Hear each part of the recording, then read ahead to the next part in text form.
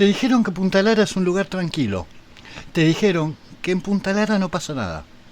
Comencemos. Esto es Relatos de Punta Lara.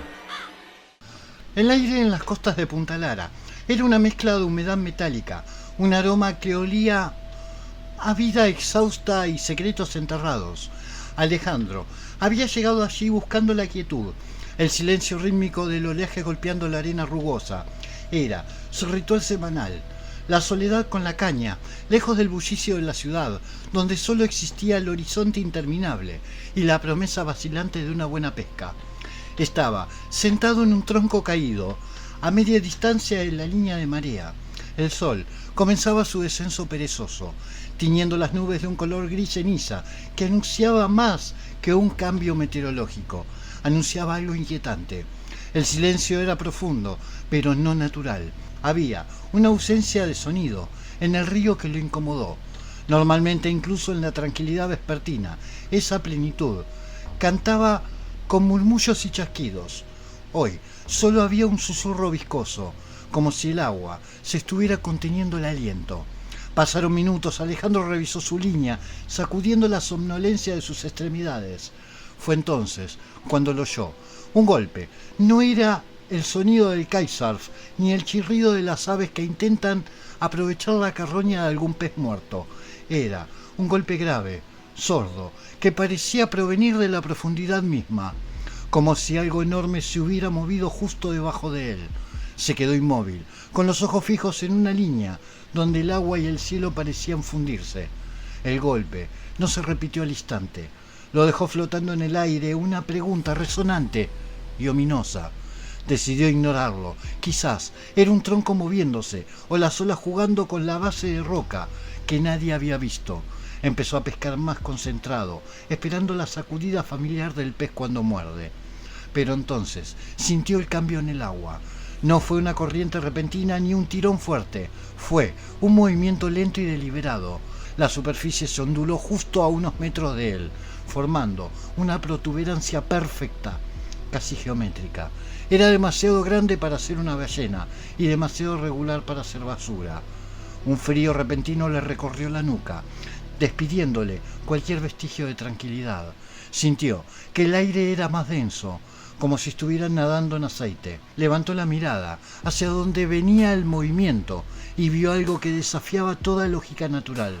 Una neblina baja, de color azul profundo, se estaba arrastrando desde las profundidades y avanzando lentamente por la orilla, sin viento ni motivo aparente. No olía a algas, olía a carne putrefacta mezclado con cobre frío. El pánico comenzó a ascender en su pecho, un nudo caliente que le dificultaba respirar. Intentó recoger sus cosas, buscar el coche, pero sus piernas estaban ancladas al tronco como si estuviera petrificado por el terror puro. La neblina se detuvo justo donde la arena se encontraba con la espuma y parecía observarlo. No había ojos ni forma discernible en ella, pero Alejandro sintió la presión de miles de pares de miradas invisibles, unas que no pertenecían a este mundo costero. Eran antiguas, hambrientas, milenarias. De repente el silencio se rompió con un sonido gutural y húmedo. No vino del río abierto, sino desde debajo de las rocas cercanas, como si algo estuviera respirando en cámaras subterráneas, aspirando aire. Era el sonido de la depredación esperando su momento. Alejandro no gritó, solo se deslizó del tronco con una rapidez desesperada, tropezando por la arena húmeda y corriendo hacia la maleza que le ofreció un último respiro de relativa seguridad. No miró para atrás, ni al río enmudecido, ni a la neblina azul. Corrió hasta llegar al coche, encendiendo el motor con manos temblorosas, sin atreverse a mirar por los espejos retrovisores. Solo quería alejarse del olor a cobre y de esa quietud opresiva que sugería que lo habían visto y que aún no se había ido. Nunca más volvió a pescar en Punta Lara. Ahora vos tendrás la mejor respuesta de lo que pasó acá.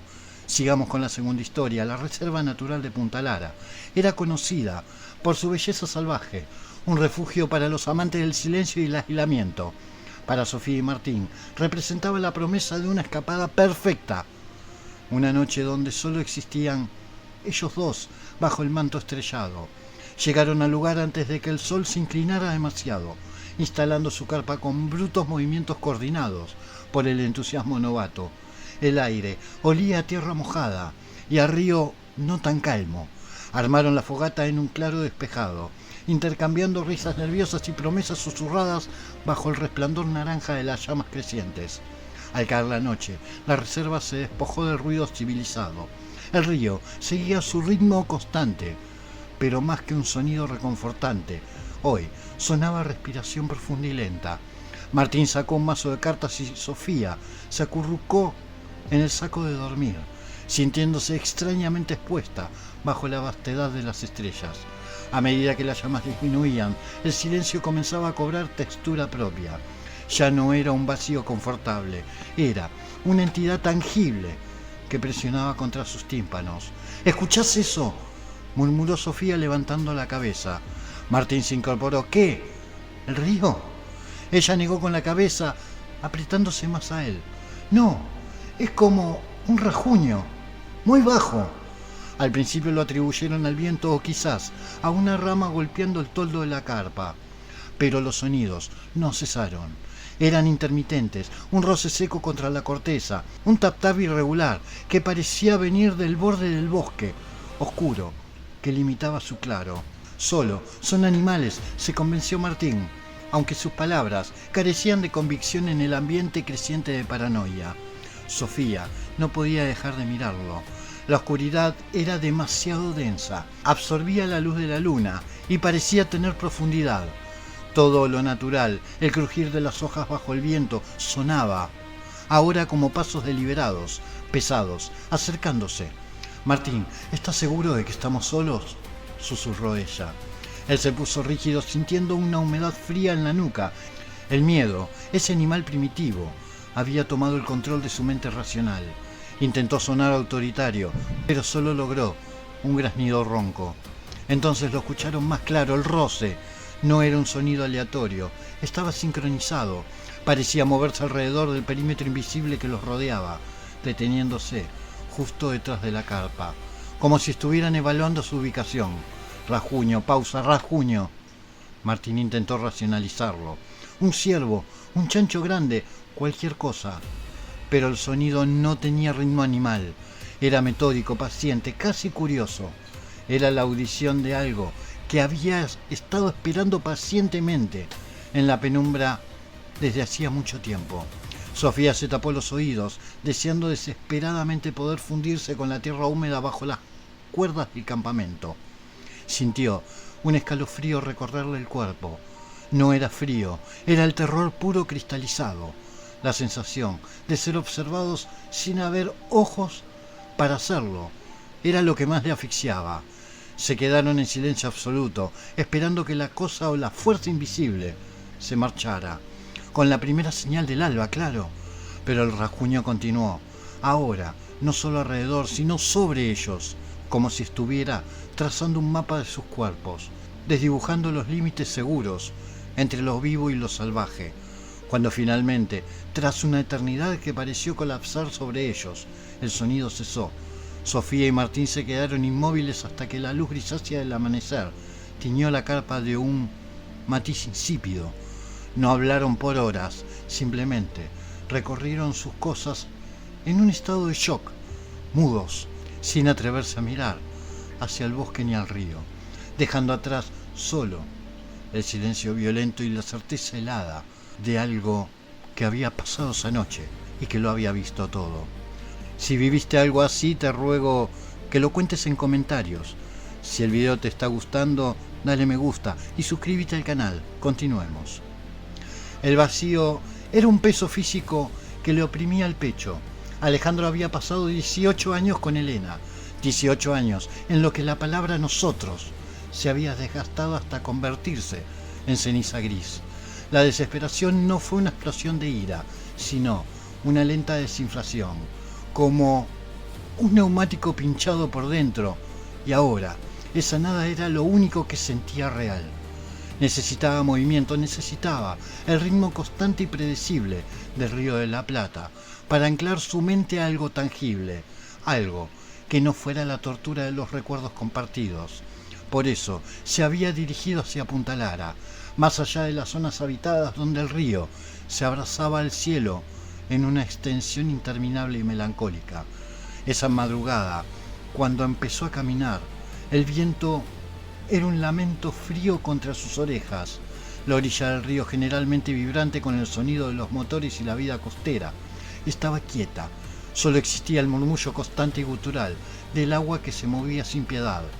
A medida que las horas avanzaban y el sol prometía un amanecer indiferente, Alejandro empezó a sentir como sus propios pensamientos lo alcanzaban. Eran más agotadores que los kilómetros recorridos. Se encontraba en la frontera entre el delirio físico y el psicológico. Había cruzado ya 3 veces ese mismo árbol, pensó. Fue entonces cuando lo vio, emergiendo de una espesura de juncales. Casi sin hacer ruido caminaba un hombre. Era alto, desgarbado, vestido con ropas que parecían haber sido tejidas con suciedad y salitre. Harapos oscuros que no ocultaban la figura del hombre, sino que acentuaban un extraño porte. Lo más llamativo era el cabello blanco como la espuma y la barba larga hasta el pecho, enmarañada, casi fantasmal. Alejandro detuvo su marcha sintiendo un escalofrío de alarma que no tenía nada que ver con la temperatura del aire. El hombre parecía haber nacido del propio paisaje. Parte de él era río, tierra y olvido. El extraño se detuvo a unos metros de él. Sus ojos eran pozos profundos e indefinibles bajo el peso de su barba. No había juicio entre ellos, sino una especie de conocimiento exhaustivo, como si hubiera visto la caída de civilizaciones enteras desde ese mismo punto de la orilla. Caminó mucho, graznó el hombre. Su voz era ronca, áspera, como piedras raspando metal, buscando lo que se ha ido. Alejandro sintió un nudo en la garganta. ¿Cómo lo sabía? ¿Qué? No sé de qué me habla. El anciano sonrió, pero no fue una mueca sin alegría. Era más bien el movimiento de algo viejo y dolorido. Se acercó lentamente, haciendo que Alejandro se preparara para cualquier cosa. Un ataque, un sermón, o quizás solo la indiferencia total. ¿Te has perdido en el tiempo?, susurró el hombre, inclinando ligeramente la cabeza, como si compartiera un secreto prohibido. Crees que te separaste de ella porque fue algo grande, pero no lo fue. Fue una acumulación. Alejandro sintió que las rodillas le fallaban. El miedo se transformó en pánico existencial. ¿Cómo sabía el hombre sobre su matrimonio? ¿De qué está hablando?, logró articular, la voz temblándole hasta la médula. El anciano continuó y cada palabra era una estocada precisa dirigida a las heridas que Alejandro había intentado enterrar bajo kilómetros de arena. Los años no son tiempo, muchacho. Los años son hábitos, rutinas perfectas que se convierten en paredes invisibles. Vos amaste la idea de la estabilidad más que a la mujer misma. Sus palabras eran demasiado precisas, demasiado dolorosas. Eran como si el hombre hubiera estado escuchando sus pensamientos desde hacía décadas. Alejandro retrocedió golpeándose contra una roca húmeda. El viejo se quedó mirándolo, y en esa mirada no había monstruosidad ni magia, sino un conocimiento desarmante de la naturaleza humana fallida. Era el testimonio silencioso de 1000 separaciones y 1000 fracasos emocionales. Cuando te vas, susurró finalmente, no es porque algo haya terminado, es porque simplemente ya no cabes en esa forma.